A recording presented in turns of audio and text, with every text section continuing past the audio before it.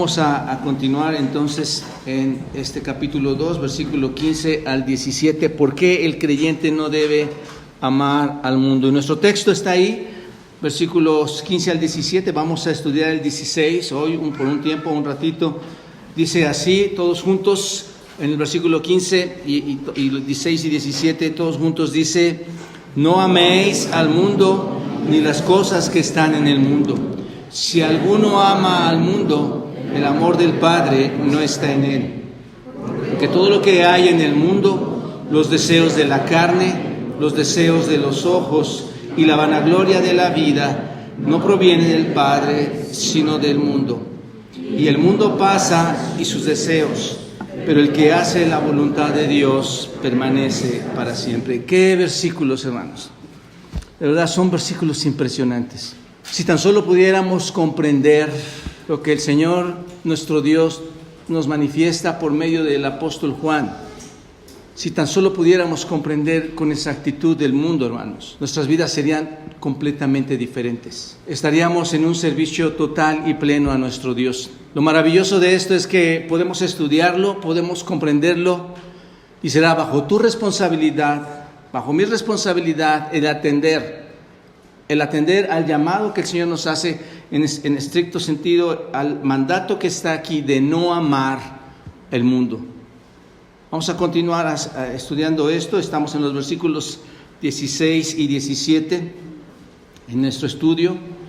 Y como lo vimos en semanas pasadas, estos versículos los trasladamos al griego un poquito y hicimos este traslado, y sonarían de esta manera. Este mismo versículo que está aquí, especialmente el versículo 16, diría esto, y es lo que vamos a estudiar. Aquí está: porque todo lo que hay en el mundo, los deseos de la carne, los deseos de los ojos y la vanagloria de la vida, no provienen del Padre, sino provienen del mundo.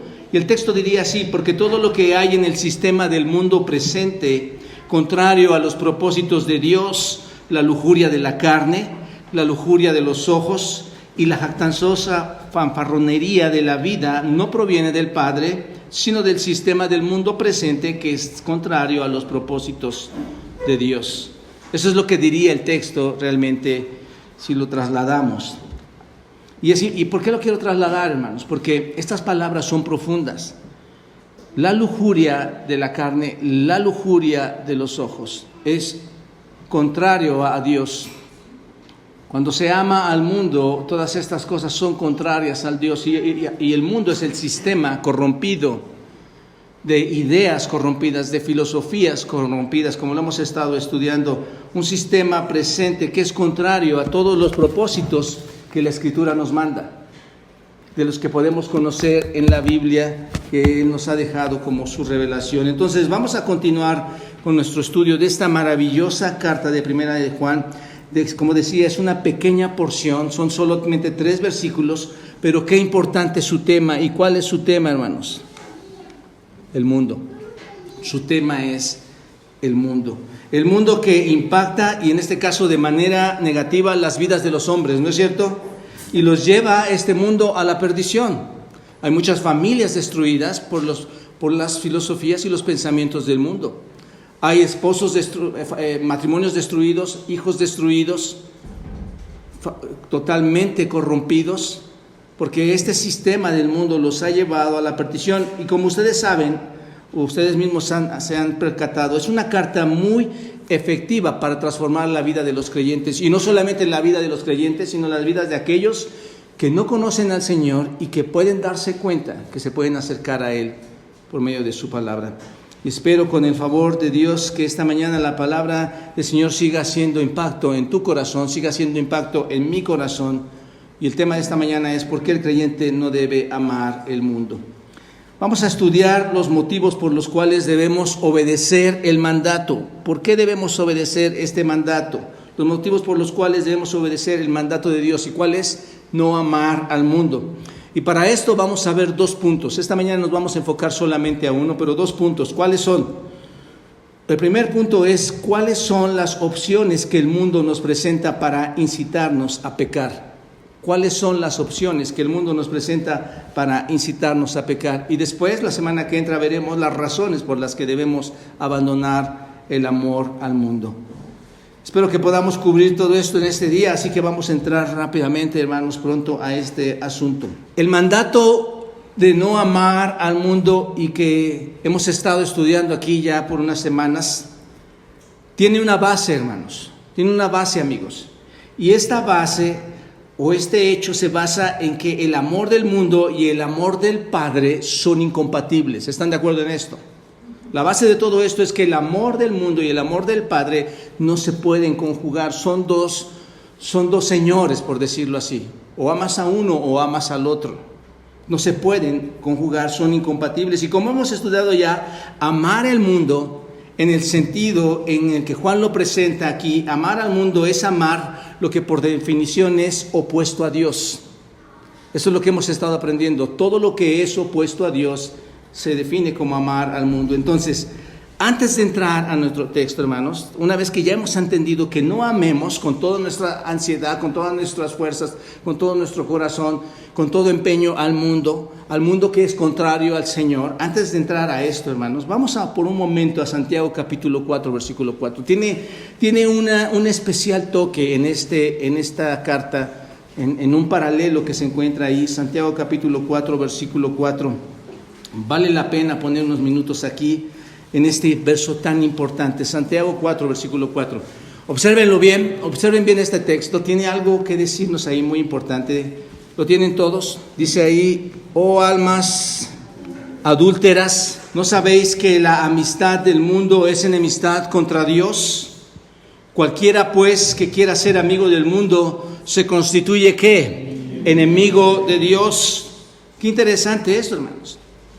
Este es un versículo que otra vez, como muchos otros versículos, a veces se vuelven tan cotidianos que pierden su sabor, hermanos, en nuestras vidas, no en la Biblia, pierden su sabor en nosotros, lo escuchamos, lo memorizamos, lo decimos, pero aquí está diciendo algo muy interesante. Te puedo decir que algo muy fuerte. Oh almas adúlteras. Adúlteras o adúlteros. Está diciendo esto, adúlteras o adúlteras o adúlteros. Si son amigos del mundo, literalmente han cometido adulterio contra Dios. Si son amigos del mundo, han sido desleales a Dios, quieren engañar a Dios, han adulterado en contra de Dios.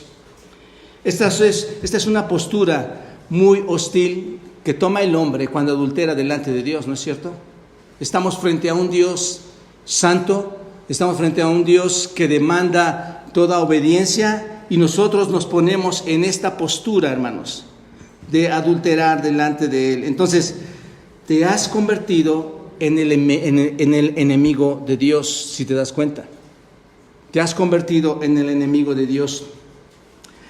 La pregunta es esto: ¿entiendes lo que dice este texto cuando dice que nos hemos convertido en el enemigo de Dios? ¿Entendemos lo que dice aquí? Observen.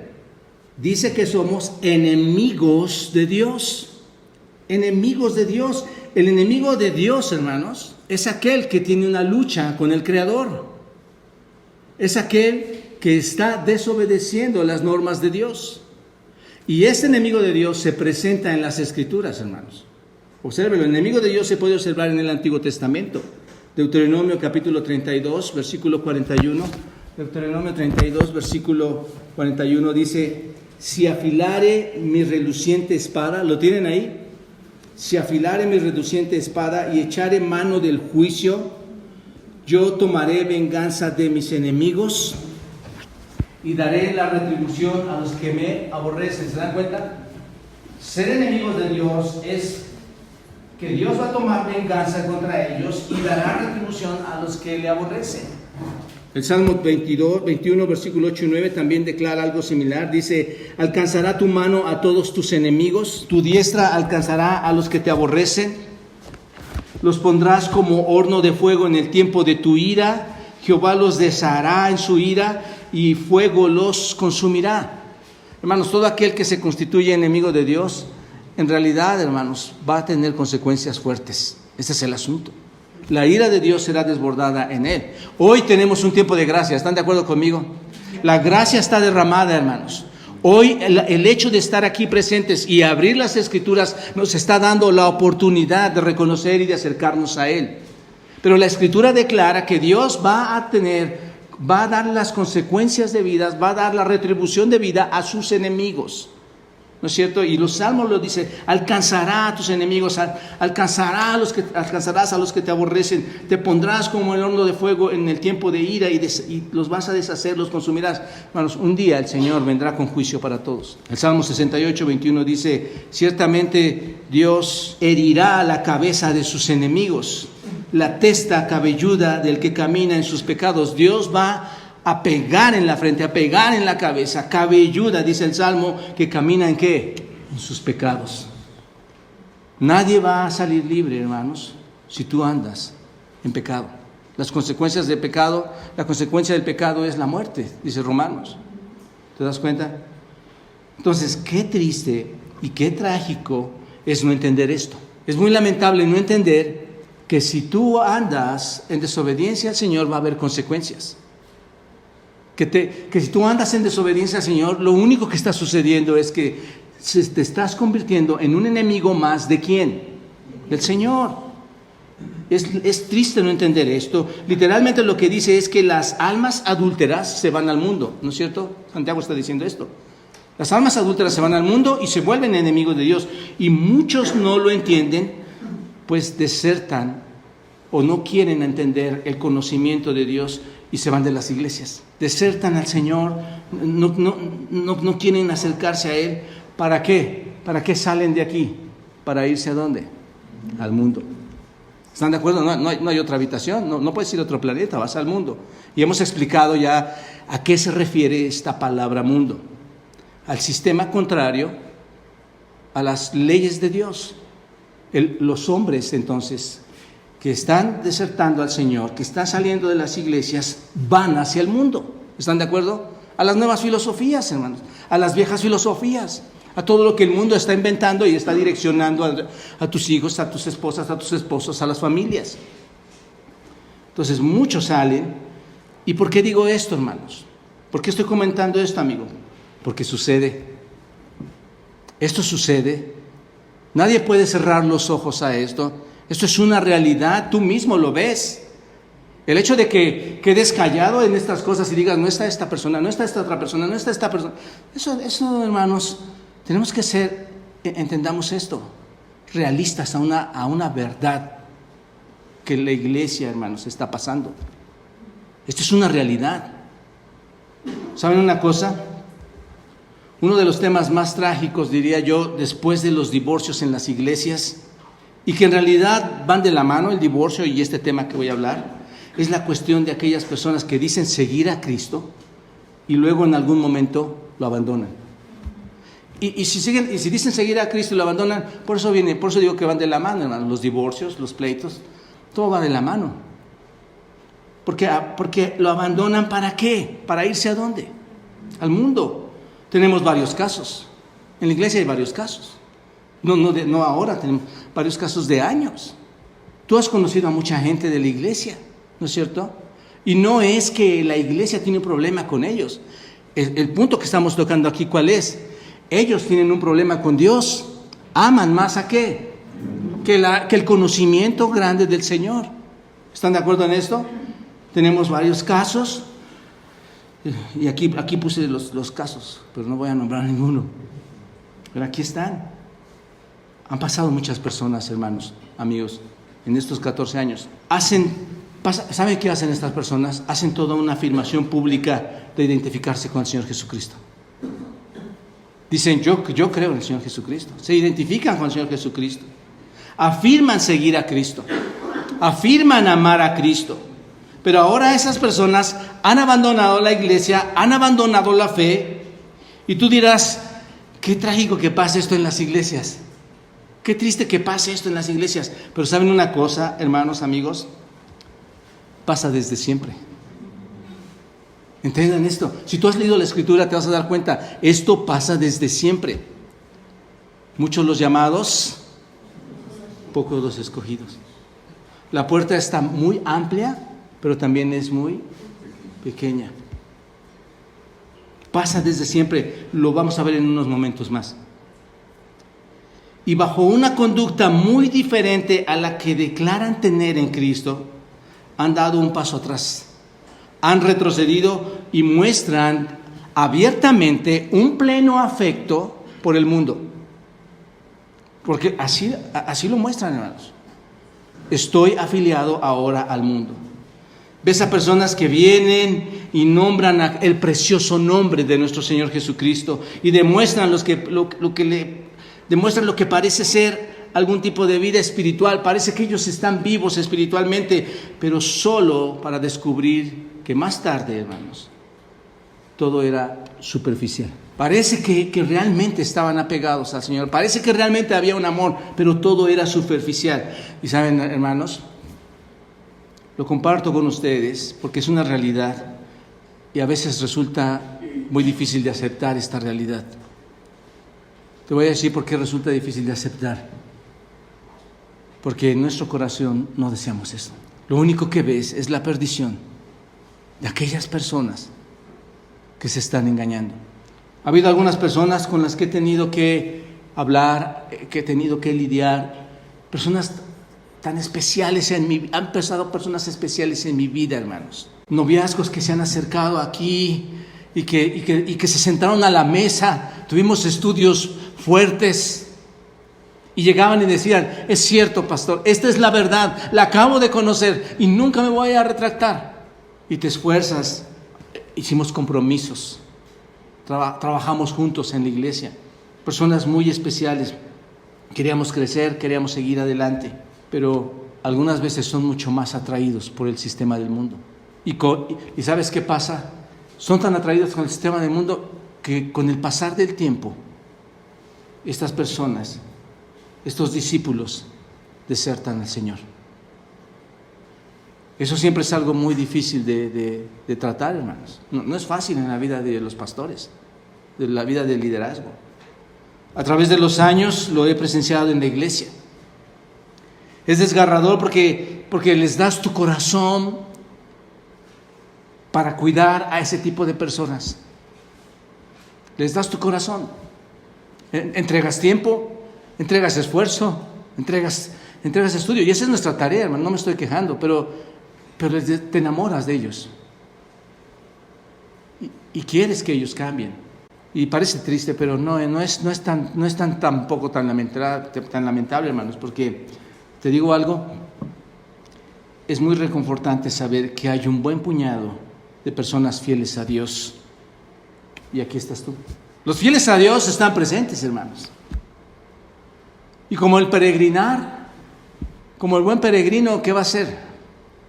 Al terminar el paso de la vida, hermanos, van a llegar a la presencia de Dios.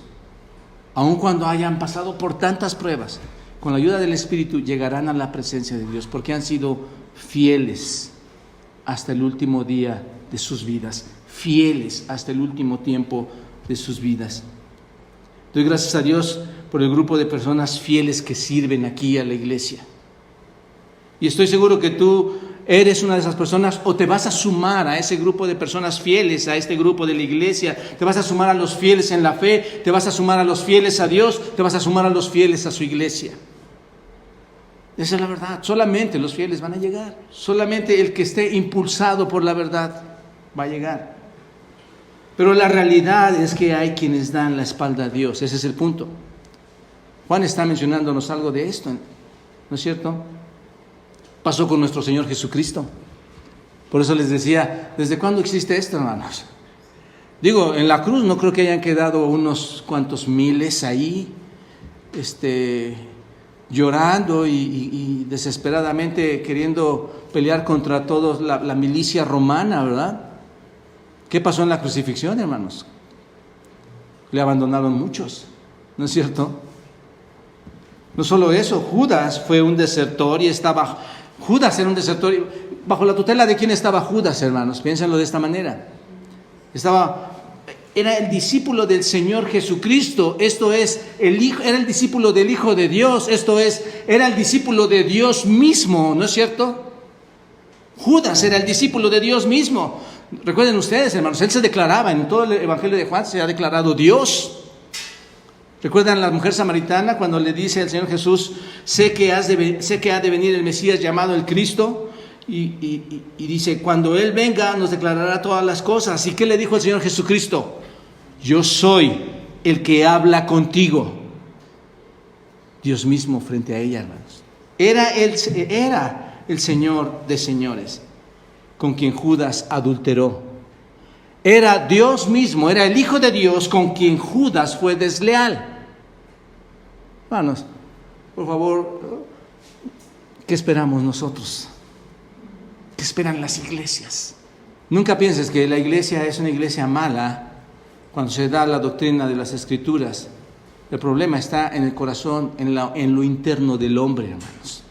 Porque el Señor Jesucristo le dio la doctrina más esplendorosa, la más grandiosa, fue el maestro de maestros, adoctrinando a sus discípulos y le fallaron. Y uno de ellos lo vendió. ¿Y dónde estaba Judas? Estaba sentado, hermanos. Estaba sentado al lado del Señor. Otro caso fue Demas. Demas, como vimos brevemente de semanas atrás, y hoy quiero abundar en esto, también abandonó a Pablo. ¿Recuerdan esto? Observen por un momento este caso a detalle. Observen 2 Timoteo capítulo 4, en el versículo 9 al 12. Procura, observen, ahí dice el versículo 9, procura venir pronto a verme. ¿Porque qué? Porque Demas me ha desamparado amando a este mundo.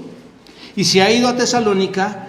Crescente fue a Galacia y Tito a Dalmacia. Parece que eran misioneros, parece que los mandaba a ciertas tareas. Solo Lucas está conmigo, él quedó presente con Pablo. Toma a Marcos y tráele conmigo porque me es útil para el ministerio. A Tíquico lo envié ¿a dónde? A Éfeso. Entonces Demas estaba seguramente ministrando entre varios hombres fieles. ¿Se dan cuenta de esto? Demas está entre hombres fieles, entre todos estos hombres y mucho más. Y cuando menciona a estos hombres nos indica o nos deja ver que había un grupo de personas que estuvieron alrededor de Pablo, que tuvieron un ministerio junto con Pablo. ¿Se dan cuenta? Pero algo que hace especial aquí este pasaje, hermanos, es el capítulo 4. Este es un capítulo especial, este es un capítulo único. En 2 Timoteo el capítulo 4 es un capítulo precioso, hermanos, porque es el último capítulo que el apóstol Pablo escribió. ¿Se dan cuenta? Este es el final del apóstol Pablo. Este es el final de su vida. Pronto será martirizado y pronto será muerto el apóstol Pablo. ¿Cómo sabemos esto? Observa versículo 6, capítulo 4. ¿Qué dice versículo 6? Porque yo ya estoy para ser sacrificado y el tiempo de mi partida está cercano. ¿Qué está pasando, hermanos? Está prisionero cuando escribió esta carta y continúa diciendo ahí en el versículo 7, he peleado la buena batalla, he acabado la carrera, he guardado la fe. Ahora Pablo, después de toda esa labor, de todo ese trabajo, está guardando algo, está esperando algo ansiosamente. ¿Y qué es ese algo? Versículo 8, observen. Por lo demás, me está guardada la corona de justicia, la cual me dará el Señor, juez justo, en aquel día, y no solo a mí, sino también a todos los que aman su venida. Así que entonces Pablo entiende que está muy cerca del final de su vida. Ha sido fiel hasta el final de sus tiempos, hasta el final de los últimos días. Su ministerio está por terminar o está terminando. Pronto él va a ser ejecutado. Este es el gran ejemplo de vida de un verdadero seguidor de nuestro Señor Jesucristo, ¿no es cierto? Pablo es uno de los grandes ejemplos, hermanos, porque sirve al Señor hasta el último día de su vida. Y si somos honestos, hermanos, el apóstol Pablo podría haber sido despedido con muchas voces, con muchas fanfarrias, con muchos aplausos, ¿no es cierto? Era un excelente hombre, era un excelente seguidor del Señor Jesucristo. Toda la gente debería estar ahí apoyando a Pablo, ayudándole a Pablo, estando junto a él. Se le debería de haber hecho un tributo, dicen algunos hermanos, porque él siguió al Señor fielmente. Y eso no significa que Pablo era mucho mejor que el Señor Jesucristo, para nada, hermanos, sino porque fue un hombre leal a Dios, fue un hombre leal a Cristo. ¿Se dan cuenta? Observen, Pablo fue un hombre que seguramente, ¿y por qué digo que era especial? Porque seguramente supera a muchos de nosotros, o somos mejor que Pablo, hermanos. Seguramente Pablo supera a muchos o a muchas personas del mundo. ¿Estarán de acuerdo conmigo en esto? Pablo era muy especial, ¿no creen? Él fue llamado, y era tan especial, él fue llamado a ser ¿qué? ¿Apóstol de quién? ¿Quién lo llamó? Dios mismo. Él fue llamado a ser apóstol. Nosotros no hemos tenido ese privilegio, hermanos. De todos los apóstoles que Dios puso ahí, Pablo fue uno de los apóstoles que más utilizó nuestro Señor para su servicio, porque Pablo fue la herramienta, hermanos, de tener 13 epístolas, 13 cartas escritas aquí, y Dios lo utilizó a él muy especialmente. Seguramente escribió más cosas, pero 13 epístolas que tenemos aquí en la Escritura fueron escritas por el apóstol Pablo en el Nuevo Testamento. Y hermanos, la conducta de Pablo, el poder acumulado de su vida, la manera en que difundía el Evangelio al mundo gentil, porque él fue llamado a pregonar el Evangelio a los gentiles, todo ese poder de su mensaje, la contribución que hizo de todos los escritos inspirados que ahora tenemos en nuestras manos, que están aquí en la Escritura, deberían haber hecho del apóstol Pablo una despedida, deberían haberlo galardonado en sus últimos días, ¿no es cierto? Tenía todos los elementos para que todos dijeran: Pablo, te estás retirando con toda la honra que mereces, ¿no es cierto? ¿Qué pasó? Sin embargo, hermanos, en su última hora, la historia es muy difícil de narrar, si tú quieres verlo así, es trágica. La historia es completamente trágica. Si tú lees la Escritura, esto es desgarrador. Observa, vayan a 2 Timoteo, ahí en capítulo 2, en el capítulo 1, observen, hermanos. Pablo se preocupa por saber a quién va a dejar la batuta, ¿no es cierto? ¿Quién va a quedar en su lugar ministrando? ¿Y a quién ve? A Timoteo. Quiere que Timoteo se encargue de su ministerio, y Timoteo, por supuesto, es elegido por Pablo. Pero Timoteo tenía ciertos conflictos, tenía ciertos problemas. ¿Sí? ¿Recuerdan ustedes cuando le dice a Timoteo, ahí en el capítulo 1, versículo 6, observen versículo 6, por lo cual te aconsejo que avives el fuego del don de Dios que está en ti por la imposición de mis manos? Aviva el fuego del don de Dios. ¿Qué quiere decir esto, hermanos? ¿Qué le está diciendo a Timoteo? Estaba dejando que cayera su don, no estaba usando ya su don. Y le dice: aviva ese don que Dios te ha dado. Observen el versículo 7, le dice que no sea un hombre cobarde. Versículo 7, porque no nos ha dado Dios espíritu de cobardía, sino de poder, de amor y ¿qué? Y dominio propio. Timoteo, no descuides tu don. Timoteo, sé valiente, porque tú te vas a quedar en mi lugar. Tú también tienes que llegar hasta el final. Versículo 8 le dice: por tanto no te avergüences de dar testimonio de nuestro Señor y de mí. ¿Cuántos se avergüenzan de dar el testimonio de Dios? Con las personas que están equivocadas, con las filosofías que están equivocadas, y nos da temor confrontarlos, hermanos. Y Pablo le dice a Timoteo: no te avergüences. Literalmente le está diciendo: debes estar dispuesto a sufrir. No te avergüences de mí, no te avergüences del Señor. Participa de las aflicciones. Participar es sufrir. Participa de las aflicciones. Timoteo necesitaba entonces usar su don, necesitaba ser un valiente, ¿no es cierto? Y necesitaba ser audaz por la causa de Cristo, por la causa de Pablo, ¿no es cierto? No debería avergonzarse, sino compartir y confrontar. Entonces necesitaba estar dispuesto a sufrir. Versículo 13, observen. Aquí algo interesante, versículo 13. Retén la forma de las sanas palabras. Seguramente Timoteo, cuando Pablo le dice: retén la forma de las sanas palabras que de mí oíste, y en la fe y amor que es en Cristo Jesús. Si Pablo le está diciendo: retén la forma de las sanas palabras, ¿qué estaría pasando con Timoteo? Seguramente quería o estaba intentando abandonar la verdad. ¿Se dan cuenta? Si reténla es porque ya la estaba dejando ir. Y hermanos, piénsenlo, en aquel tiempo la persecución y las dificultades y las confrontaciones eran bastante severas. ¿Se entiende lo que Timoteo estaba pasando?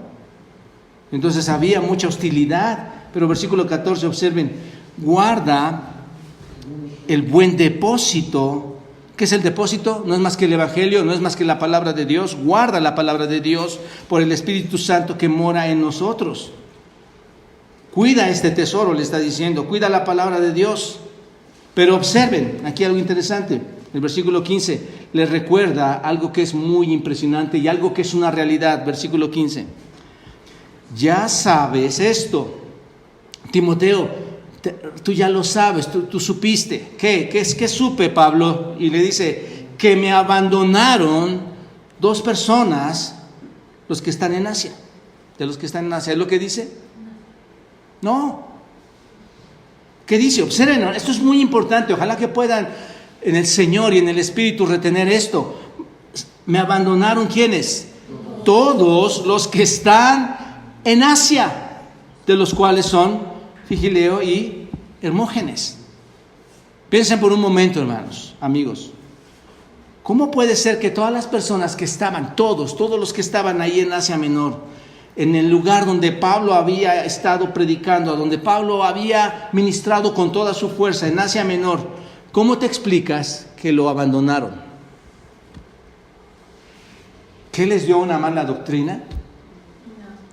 Eso fue lo que, por eso se fueron a buscar otra iglesia, otro lugar. ¿Cuántos desertores tenía Pablo, hermanos? Todos.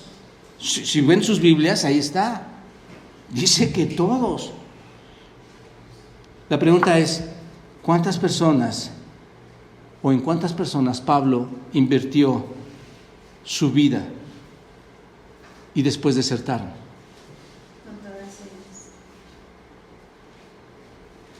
Pero lo hizo. Esta iglesia, hermanos, y cualquier iglesia que cree en el Señor, no va a desertar, aún nos queremos 20, 10 o 5, hermanos. Porque servimos al Señor de señores, al Rey de reyes. No vamos a desertar. Si alguien deserta es porque no está queriendo introducirse a las Escrituras, no está queriendo crecer en las Escrituras, no está llegando al conocimiento y lo único que está haciendo es, almas adúlteras, ¿no sabéis que la amistad con qué? Con el mundo. Y el mandato de Juan, en 1 Juan, ¿cuál es? No améis al mundo. Hermanos, estamos bombardeados por la Escritura de alejarnos del sistema mundano. ¿Qué te ha dejado el sistema mundano? Los más grandes efectos devastadores de tu vida son porque has hecho caso al mundo. Tus deudas, tus adulterios, tus fornicaciones, todo esto, hermanos, y más, y las mentiras, y ahorita lo voy a nombrar en Gálatas, han sido devastadores en tu vida. ¿Cuántas personas invirtió su vida a Pablo y desertaron? Observen. Todos los que estaban en Asia se han alejado ¿de quién? De mí. Nombra a estas personas, a Hermógenes, a Figileo. Seguramente eran las personas más destacadas entre ellos, pero es como si dijera, no, y 2 hermanos líderes aquí en la iglesia, de los más preeminentes. Están nombrándolos para que vean, hermanos, la preeminencia de esas personas que aún también les dejaron. Y menciona después, ahí en el versículo 16, la casa de Onesíforo, tenga el Señor misericordia de la casa de Onesíforo, porque muchas veces me confortó y no se avergonzó de mis cadenas. Por lo menos la casa de Onesíforo le era fiel, ¿no es cierto? En el capítulo 4, observen, ahora regresen, capítulo 4, versículo 16, observen, nuevamente hablando del tema, dice, en mi primera defensa, ninguno estuvo a mi lado, sino que todos me desampararon, no les he tomado en cuenta. ¿Cuántos le desampararon en su primera defensa, hermanos? Todos. ¿Cuántos estuvieron a su lado? Ninguno. Esto me anima, hermanos. Esto me anima mucho porque sé que el Señor sigue trabajando en la vida de muchos de nosotros y que estamos en el camino correcto, hermanos. ¿Se dan cuenta? A pesar de que parezca que hay personas que desertan al Señor, la verdad es que hay un puñado de los que le estamos siguiendo y vamos a seguir, hermanos. No había entonces nadie con Pablo, Pero aquí en el capítulo 4, hermanos, Pablo llega al final de su vida, en el momento que ya va a terminar, su vida se va a recortar, va a ser martirizado. Todos los honores deberían estar ya recibiendo a Pablo, todos los elogios deberían estar con Pablo, todo el mundo debería estar ahí a su lado con Pablo. ¿No es cierto, hermanos? Cuando se fue mi pastor de la iglesia ya a radicar y dejó la iglesia ya establecida, ¿cuántos estábamos ahí? Toda la iglesia, dándole honores a nuestro pastor porque ya se iba. Pero aquí está algo diferente, hermanos. Aquí Pablo termina su carrera. Pablo, hermanos, no cualquier persona. El mismísimo apóstol Pablo termina su carrera. Toda la gente debería estar ahí. Pero sin embargo, hermanos, en lugar de dar un agradecimiento triunfante a Dios por la vida de este gran hombre, la gente está abandonando a Pablo por todas partes. Y esto nos lleva al versículo 10, observen, versículo 10. Porque Demas me ha desamparado, amando este mundo, y se ha ido a Tesalónica. Esto es muy triste, hermanos, en un sentido, observen, el versículo 11 es muy triste. Es muy triste porque Pablo, no hay nadie con Pablo.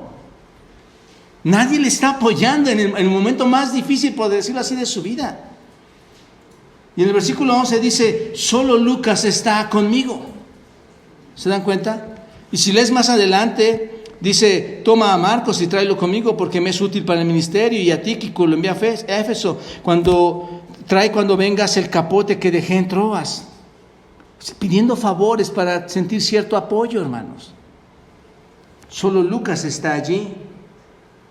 Pero todo esto que estoy hablando a ustedes, hermanos, todo lo que estoy narrando a ustedes es para mostrarles que Demas estaba asociado con los hombres más importantes de la historia espiritual. Lucas fue escritor de la Escritura, ¿no es cierto? Demas tenía influencia de la élite cristiana, ¿no es cierto? Había muchas personas que influenciaban en él, predicadores fieles al Señor. Sin embargo, dice el versículo 10, Demas, habiendo amado este mundo, por eso es importante, hermano, no quiero salir de este tema hasta que no lo comprendamos. Demas, habiendo amado este mundo presente, me ha abandonado. Imagínense, hermanos, en aquel tiempo el mundo le llamó a Demas. ¿A dónde se fue? A Tesalónica, hermanos, ¿no es cierto? Me abandonó. Esta palabra desamparado, porque así significa, desamparado en el griego significa abandonar, desertar, es una palabra fuerte. Es tan fuerte, hermanos, que en el griego significa abandonar por completo. Es lo que significa. Es como cuando alguien adultera, o almas adúlteras, es como cuando alguien adultera, ¿no es cierto? ¿Y qué hace? Literalmente, ¿qué hace? Se va por completo con otra persona. O almas adúlteras, ¿no es cierto? La idea es dejar a alguien de verdad en serio. Te dejo en serio. Esa es la idea de abandonar, hermanos. Pregúntate, ¿cómo pudo hacer eso Demas? ¿Cómo logró hacer eso Demas? Después de haber vivido bajo la influencia del mismo apóstol Pablo, quien por cierto fue uno de los grandes ejemplos en la vida de todos aquel tiempo y en nuestro tiempo, con la influencia de otros hombres que Pablo también está mencionando aquí. ¿Por qué lo abandonó? ¿Por qué lo abandonó? ¿Cuál fue el motivo? Versículo 10 nos da la razón, obsérvenlo. El versículo 10 da la respuesta muy clara, muy precisa, observen. Me ha desamparado, ¿qué? Amando este mundo. Y gracias a Dios, hermanos, ya vimos la palabra amar y ya vimos la palabra mundo. ¿Cómo amaba Demas al mundo? Un amor especial. Anhelaba, un deseo ardiente por, ¿no es cierto? ¿Por quién? Por un sistema contrario ¿a quién? A Dios. Ahí está la respuesta. Aquí está el asunto, hermanos. Observa esto. Si amas al mundo, el amor del Padre, aquí está. Si alguno ama al mundo, el amor del Padre, ¿qué dice? Entonces, aquellas personas que no tienen a Cristo, aquellas personas que están con el sistema del mundo, Dios no está en ellos.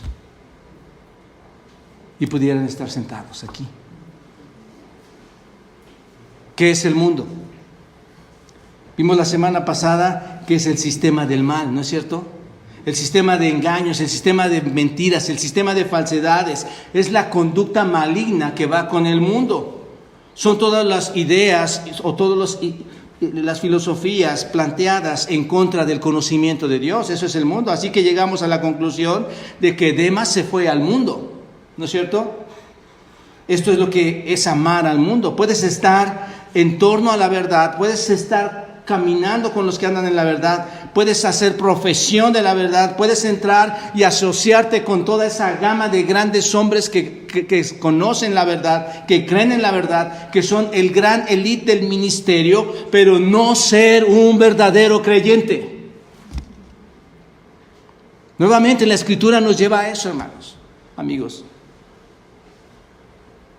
¿Qué piensan? ¿Pablo sabía esto de Demas? Probablemente no. Probablemente no, porque si Pablo, piensen hermanos, si Pablo hubiera visto la falsa conducta de Demas, tal vez le hubiera ayudado, ¿no? ¿Qué piensan? ¿Los demás hombres como Lucas podrían haber ayudado a Demas? ¿Ellos lo sabían? Probablemente no. Pero te voy a decir algo. El tiempo y la verdad van así, hermanos, de la mano. El tiempo y la verdad van de la mano. Y finalmente la realidad se va a dar a conocer. Un día se van a dar a conocer quienes no están siguiendo a Cristo. Porque la verdad siempre triunfa. La realidad siempre triunfa. La verdad y el tiempo, déjenlo al tiempo. Y esto va a dar a conocer a las personas. Cuando estaba Pablo a punto de ser martirizado por su fe, por su creencia, por su fidelidad a Dios, además le dio miedo, hermanos. Además dijo, no, esto es más costoso de lo que es, mejor que me voy. Yo no voy a ser martirizado por la misma fe, este no es el pago que yo quiero dar. Es lo que está pasando ahí. ¿Y qué hizo? Se marchó, renunció al apóstol Pablo, amando ¿qué? El mundo presente, amaba más el sistema que lo que amaba, que amar más a Dios, amaba más al mundo que les ofrecía sus ideas y sus conductas especiales, más de lo que Dios le ofrecía en su amor, ¿no es cierto? ¿Qué le ofrecía? Dios, ¿qué le ofrecía además? Su reino. Es lo que nos ofrece a nosotros, ¿no es cierto? ¿Quién te da permiso para entrar a su reino?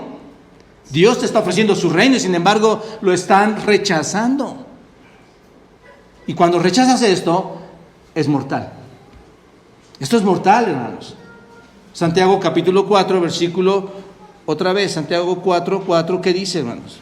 Oh almas adúlteras, ¿no sabéis que la amistad del mundo es enemistad contra Dios? Cualquiera pues que quiere ser amigo del mundo se constituye enemigo de Dios. Demas entonces era culpable ante los ojos de Dios de su adulterio, de su infidelidad espiritual para con Dios. Demas se había convertido entonces en ¿qué, hermanos? Demas se constituyó enemigo de Dios. ¿Se dan cuenta de esto? Por eso es importante este versículo, hermano, y no es el texto, perdónenme, pero tengo que entrar a todo esto para entrar al texto. Demas se constituyó enemigo de Dios. ¿Quién es Dios? Hermanos, no quiero estar en las manos de un Dios temible. Es un Dios amoroso, es un Dios verdadero, es un Dios misericordioso, es un Dios paciente, pero es un Dios muy diferente a ti y a mí. Es un Dios justo.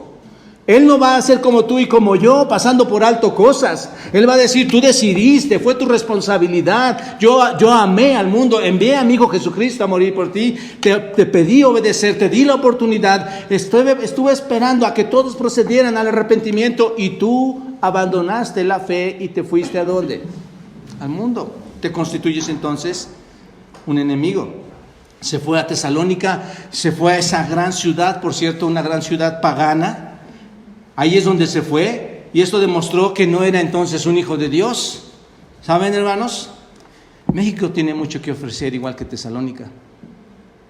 México tiene mucho que ofrecerte. Hay mucho para que tu vida caiga en esas filosofías. México te ofrece el divorcio, México te ofrece la maldad, México te ofrece la fornicación, el adulterio, el incesto. México ofrece muchas cosas, hermanos. La mentira, el robo. México te ofrece todo eso. Los desertores se van por la lujuria, por el amor al mundo, por el deseo de seguir al mundo. Y aquí es donde entramos. ¿Qué es esto, hermanos? ¿Qué son esos deseos? ¿Qué son esos deseos? Primer punto, y es el que vamos a ver esta mañana. Vamos a ver las opciones que el mundo nos presenta para incitarnos a pecar. Muy importante, las opciones que el mundo... ¿Qué crees que el mundo no te presenta opciones para pecar? Por supuesto. Hay un canto que dice: buenos días mundo, aquí vamos otra vez. Alista bien tus armas, que las mías son cristianas y no las puedes vencer. Quiere decir que cada mañana que te paras, vas a enfrentar al mundo, a sus ideas, a sus ideales, a sus conductas, a sus conceptos. Los vas a enfrentar cada día y tú tienes que estar alistado. Entonces aquí hay unas opciones que nos presenta Juan para que nos incitan a pecar. ¿Cuáles son estas opciones que el mundo nos presenta? Juan las describe y son tres categorías que describe ahí. Los deseos de la carne. Los deseos de la carne son esos apetitos del pecador, hermanos, los apetitos de la carne. Los deseos de los ojos, esto es la lujuria de los ojos. Y la vanagloria de la vida, esto es del hombre y el alarde de lo que la persona tiene o de lo que la persona hace. Entonces, antes de entrar, déjenme decirles algunas cosas en cuanto a cada categoría que está aquí. Déjenme decirte algunas observaciones. Las primeras dos categorías, y déjame ver si está el texto aquí. Las primeras dos categorías, vamos al texto, Brian, por favor, para que se vean ahí las categorías. Las primeras dos categorías, apetitos de los deseos de la carne, y los deseos de los ojos. Estas dos primeras, hermanos, son deseos pecaminosos, son deseos del hombre pecaminosos. La última, los deseos, la vanagloria de la vida, es una conducta que se muestra externamente, una conducta pecaminosa. Estos dos primeros aspectos también, los deseos de la carne y los deseos de los ojos, son pecados internos, son pecados ocultos que la gente tiene, hermanos. Habla de eso. Y la última, esta otra vez, la vanagloria de la vida, es un pecado externo, es un pecado que se manifiesta. No sé si se dan cuenta de esto, ahí en el texto. Las dos primeras también tienen que ver con las personas, tienen que ver con el individuo. Estas dos, esta y esta. Y la última tiene que ver no solo con el individuo, sino con el mundo o las personas que le rodean, porque se jacta, fanfarronea, ¿no es cierto? Ahí está. Solo para que entendamos de qué estamos hablando. Entonces, vamos a la lujuria de la carne rápidamente. La lujuria de la carne. Dice así: porque todo lo que hay en el mundo, los deseos de la carne, esto es lo que hay en el mundo, los deseos de la carne. ¿Qué es esto, hermanos? Esto es el antojo de nuestros corazones pecaminosos. Es el antojo de nuestros corazones. Por eso decía que es interno este pecado. Es un deseo de mi corazón, epitumía, deseo de mi corazón. Es el deseo, es el antojo pecaminoso. Es una palabra muy común que se usa en el Nuevo Testamento y a veces significa buenas cosas. ¿Porque desear es malo? No. Entonces, cuando tú entres al estudio de la Biblia, tienes que ver si esta palabra tiene sentido negativo o sentido positivo. Pero en este caso, hermanos, la palabra que estamos trabajando está en el sentido negativo. Entonces, esto significa que los antojos negativos de nuestro corazón son ¿qué? Pecaminosos. Nuestros impulsos del mundo son pecaminosos. Los impulsos que nos traen hacia el mal que nos rodea. Porque lo que hay en el mal que hay dentro de nosotros se siente atraído por el mal que está afuera. Esto es, nosotros somos malos por dentro y somos atraídos por el mal que está externamente, ¿no es cierto? Piensen en una cosa, normalmente le echamos culpa a Satanás. Y es verdad, Satanás intercede. Pero si Satanás no existiera, hermanos, nosotros aún seguiríamos pecando. Porque internamente somos malos. Y esa maldad del mundo te llama a tu maldad. Son amigos, somos amigos. Mi maldad se quiere asociar con la maldad. No sé si se dan cuenta de esto. Entonces, ahora bien, no significa que cuando habla de la lujuria de la carne aquí, esto es lujuria, hermanos, ¿recuerdan ustedes? Cuando habla de la lujuria de la carne, inmediatamente ¿en qué piensas? Porque los deseos de la carne, ¿cuál es el deseo de la carne? Inmediatamente piensas en lo sexual. Pero esta palabra no está totalmente dirigida a ese deseo. Son mucho más cosas, hermanos. No está limitada únicamente al deseo sexual. Es cualquier deseo, cualquier cosa fuera de la ley de Dios. No solamente se compone del deseo sexual, sino todas las cosas, todo lo que va en contra de la ley de Dios. Por eso son los deseos de la carne. ¿Cuál deseo de la carne tienes? ¿A quién le gusta comer mucho? ¿Es un deseo de la carne o no? Sí. ¿Es malo comer? No, pero cuando comes en exceso, ¿cómo se llama eso? Glotonería. No sé si se dan cuenta de esto, hermanos. Es a lo que quiero llevarlos. Entonces, no se limita solo al deseo sexual, sino también a cualquier otra cosa, cualquier otra actitud, cualquier otro pensamiento, cualquier palabra, cualquier acción que Dios prohíbe en su ley. ¿Se dan cuenta? Es la corrupción de todos nuestros deseos. Son deseos egoístas de cualquier tipo, deseos pecaminosos de cualquier tipo. Pero observen algo muy importante aquí a mencionar. Dios no está diciendo que no podemos tener deseos, hermanos. Eso es lo que dice la gente de las iglesias. No, si yo voy a la iglesia, si yo voy a estudiar la Biblia, me van a prohibir, ¿qué? Todos mis deseos. No, voy a dejar de hacer esto, voy a dejar... Dios no prohíbe eso, hermanos. ¿A quién le ha prohibido esto el Señor? En un sentido no es así. Dios no está diciendo que no podemos tener deseos. Hay deseos normales y hay deseos muy saludables. ¿Están de acuerdo en esto? ¿No es cierto? No hay nada de malo en arreglarse, en pintarse. ¿No es cierto, mujeres? ¿Cuántos de ustedes traen todo su maletín, su herramienta? ¿No? ¿Cuántos? ¿Es malo? El problema, hermanos, es que esto te puede llevar a la vanidad. ¿No es cierto? Y dice el esposo, también al bolsillo. No hay nada de malo en desear una pareja en el matrimonio, ¿o sí? No hay nada de malo.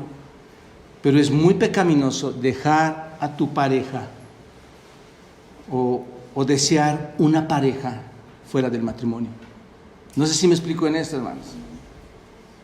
Nuestros deseos pueden ser deseos agradables a Dios.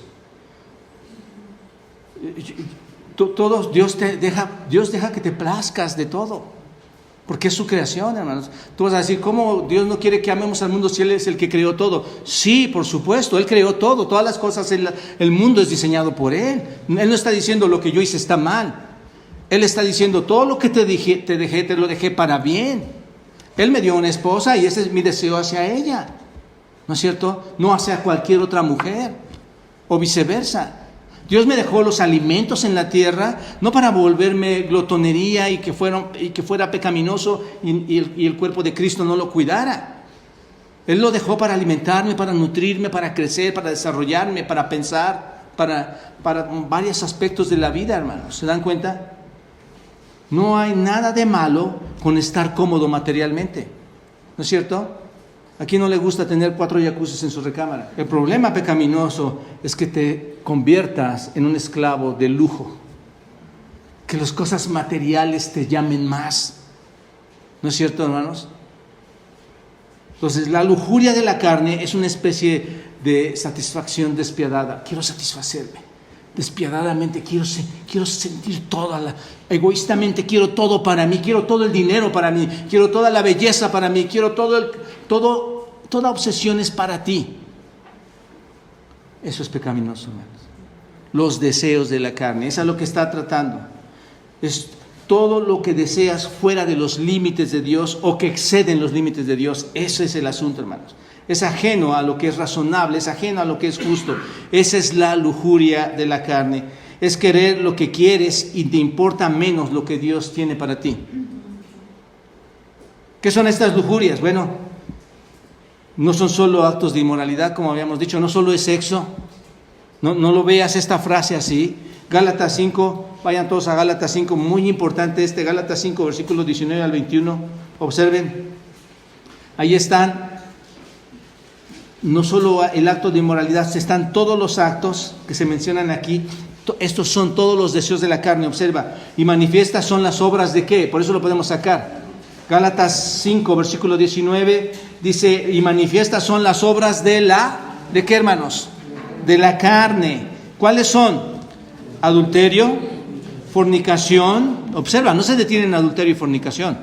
Dice adulterio y fornicación, inmundicia, lascivia, todo aquel mal pensamiento incorruptible, idolatría, hechicerías, enemistades, pleitos, celos, iras, contiendas, disensiones, herejías, envidias, homicidios, borracheras, orgías y cosas semejantes a estas, acerca de las cuales os amonesto, como ya os lo he dicho antes, que los que practican tales cosas en realidad son enemigos de Dios y no van a heredar el reino. Santiago 4:4.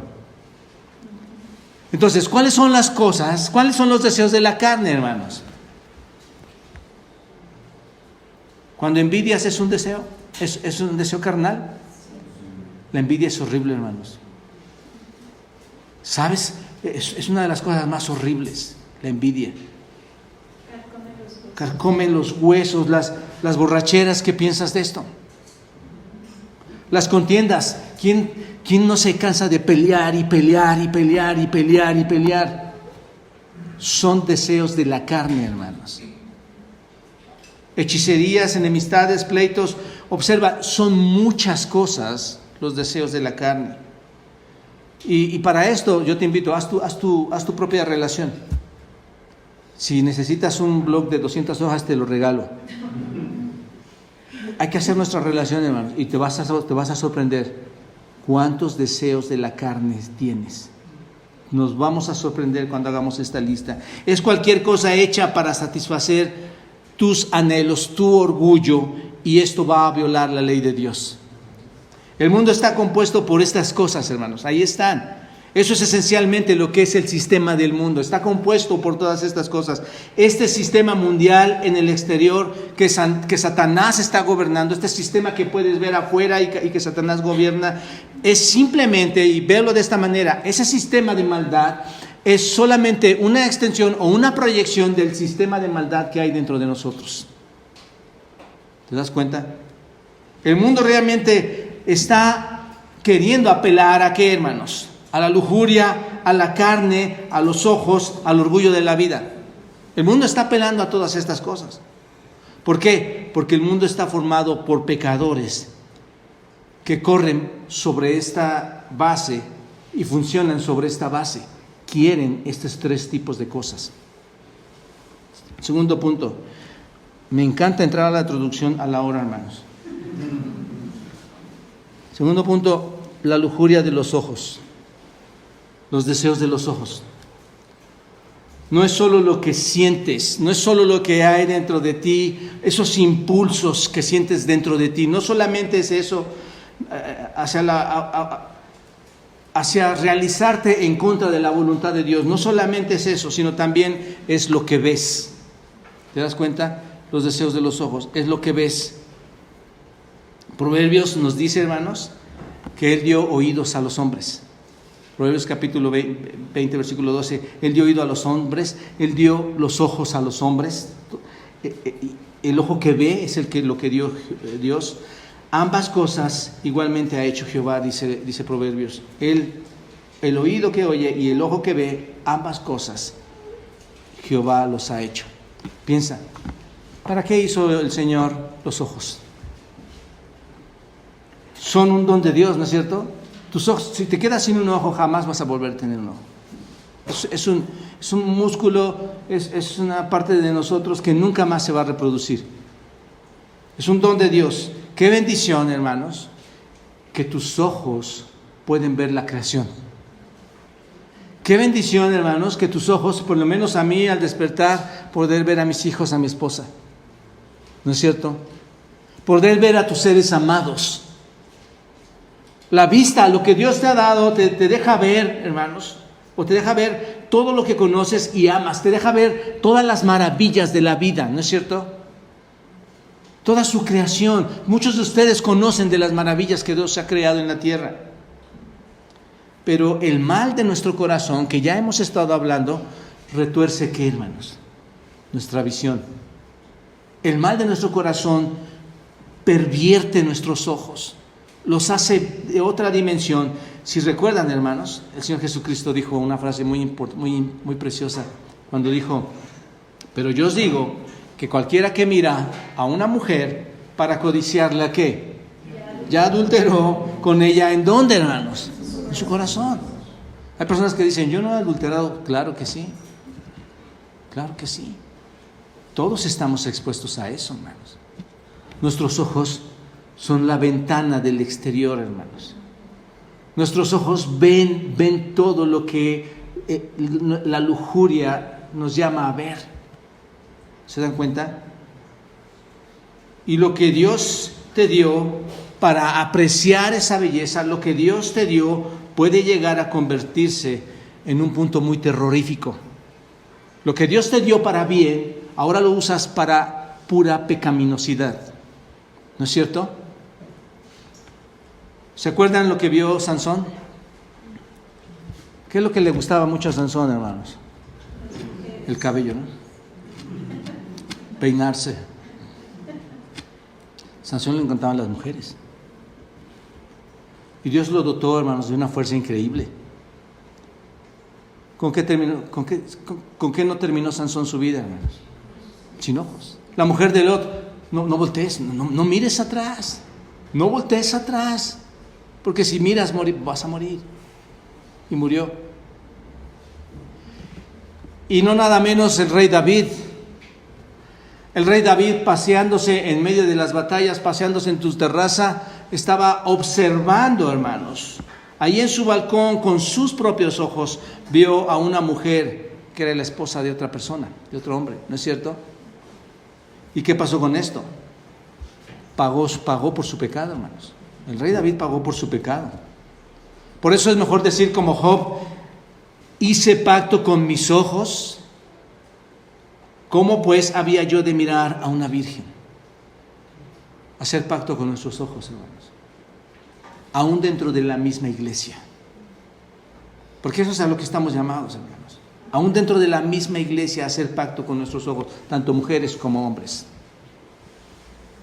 La lujuria de la carne es el encanto que proviene de los impulsos internos, de los impulsos corporales. La lujuria de los ojos es lo que atrapa la apariencia externa, hermanos. ¿Se dan cuenta de esto? La lujuria de los ojos atrapa, es como si aventaras una caña para pescar y atrapa lo que viste, ¿no es cierto? Lo más deseable, lo más codicioso, como lo veía David.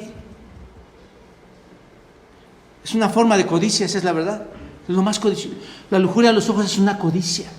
Quieres todo. Quieres ese sexo.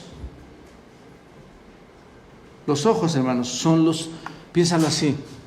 Nosotros estamos compuestos de alma y espíritu. Los ojos son aquellas guías, son aquellos conductos que van al alma del hombre. Esto es bien peligroso, ¿no es cierto? En un sentido. Porque si llegan al alma del hombre, ¿qué es todo lo que ves? ¿Qué es todo lo que ves? ¿Qué es todo lo que codicias? Cuando el hombre es tentado por este tipo de lujuria, hermanos, sus ojos sirven como un instrumento para negar la deidad de Dios, para negar la obediencia a Dios, para pecar abiertamente en contra de Dios. Y el tercer aspecto, el orgullo jactancioso y fanfarrón de la vida, hermanos. Observen el texto, versículo 16, y la vanagloria de la vida. No es solo orgullo, es el fanfarrón, es el jactancioso, son los habladores. Es lo que está hablando aquí, hermanos, son todas estas personas. Aquí se habla del fanfarrón, se refiere al fanfarrón que exagera lo que posee con el fin de impresionar a otros. ¿No es cierto? ¿Quién tiene más? Tú estás hablando y el otro llega y dice: no, yo tengo mucho más. Yo tengo mucho más. El orgullo jactancioso de la vida es el deseo de ser mejor que todos los demás. ¿Quién es mejor que todos los demás? Esto, hermanos, te convierte en un enemigo de Dios. Esto te convierte en desleal a Dios. En realidad, hermanos, si vemos más a fondo, es la prostitución contra Dios. Las almas adúlteras se prostituían, como el pueblo de Israel se prostituyó desobedeciendo al Señor. Es lo mismo aquí, el orgullo jactancioso de la vida es el deseo de ser mejor que los demás, el deseo de decirle a todo el mundo lo mucho mejor que eres. Eso es básicamente lo que trata, hermanos. El deseo de superar a los demás. Eres superior a los demás. El orgullo de la vida para hacer de tu vida más importante que la vida de los demás. Tu vida es más importante que todo el grupo de las personas que está a tu lado. Los anhelos del orgullo que busca separar a los demás. Tú eres más grande que ellos. Incluso eres más grande en la iniquidad. Tú pecas mejor que cualquier otro. Es el orgullo, ¿no es cierto? No, yo tengo 3 mujeres. No, yo aguanto más vino. No, yo me drogo de manera más... ¿no? Nadie se da cuenta. Yo todo lo hago y nadie se da cuenta. Voy a la iglesia y nadie se da cuenta. Eres fanfarrón. ¿Te das cuenta? Esto es lo que habla la vanagloria de la vida, hermanos. Pero a veces no entendemos que estamos inmersos todos nosotros en estos conceptos. Decir que eres mejor en todo lo malo es terrible, hermanos. Aquí están los 3 vicios: los apetitos, la lujuria, los alardes, el fanfarroneo. No se originan entonces, hermanos, ¿en dónde? Porque los deseos, aquí está, ¿por qué? ¿Por qué? Porque los deseos del mundo, los deseos de la carne, los deseos de los ojos y la vanagloria de la vida, observen, no, importante esta palabra, no, y luego ¿qué? Su proveniencia, ¿no provienen de quién? Del Padre. ¿De dónde vienen, hermanos? De un mundo caído. Ahora entendemos, cuando lees este texto ahora, tú vas a entender, vienen de un sistema de filosofías y conceptos caídos. Engaña a tu esposa, puedes drogarte, puedes abortar, puedes no casarte, puedes vivir en unión libre, puedes tener sexo con hombres, sexo con animales, puedes... ¿Te das cuenta? Te está engañando el sistema del mundo. No proviene de Dios. Dios, al contrario, dice... He instituido algo especial, el matrimonio. Lo he instituido y es para ti. Ahí tendrás todo el placer y todos los goces. Ahí tendrás las responsabilidades y tendrás la maravillosa obra mía de procreación. Tendrás hijos. ¿Te das cuenta lo precioso que es lo que Dios nos ha dado? Y el mundo cómo lo quiere deformar. El diablo, hermanos, juega con la corruptibilidad de tu corazón. Juega con la maldad de tu corazón porque sabe que tu corazón es humano y es caído. Y por ahí quiere entrar, hermanos. Quiere lograr el máximo impacto hacia el mal, hacia el caos para ti y tu familia. Así que terminamos aquí, hermanos y amigos, les digo, todo lo que hay en el mundo no proviene de Dios. Pensemos, analicemos estas verdades. Vamos a ver después por qué nosotros no podemos pecar. ¿Por qué nosotros no entramos a ese detalle? Lo vamos a ver la próxima semana. ¿Qué es lo que hace que no entremos a esos detalles? Y entonces vamos a conocer también quiénes son verdaderos creyentes, quiénes no. Señor, ayúdanos a entender tu palabra tan preciosa, Señor, en textos tan simples, tan sencillos y a veces tan mal entendidos, Dios.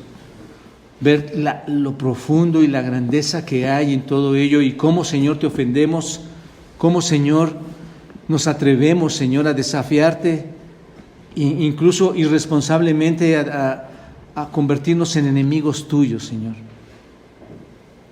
A sabiendas de que tú, Señor, tomarás venganza contra todo aquel que ha sido desobediente a ti, a pesar de tu amor, tu misericordia, tu paciencia. Te agradecemos, Padre, porque nos dejas ver estas verdades en tu palabra. Nos das hoy, estando en vida, la oportunidad de cambiar, de obedecer. Y no solo eso para nosotros mismos, sino también nos das la oportunidad de compartir a nuestros propios hijos, a nuestras propias hijas, a nuestros nietos, a nuestros familiares, estas verdades, Señor, que están impactando sus vidas y que no se dan cuenta. Ayúdanos a ser sabios para compartir esto a otros también, Señor. Ayúdanos a modelar la verdad para que todos vean, Señor, que es verdad que podemos ser fieles a ti, tal como lo hizo el apóstol Pablo. uno de los grandes hombres, Señor, que te amó hasta el fin, a pesar de que hubiera quienes desertaran a la fe, Señor. Ayúdanos a crecer. Bendice este tiempo en Cristo Jesús. Amén.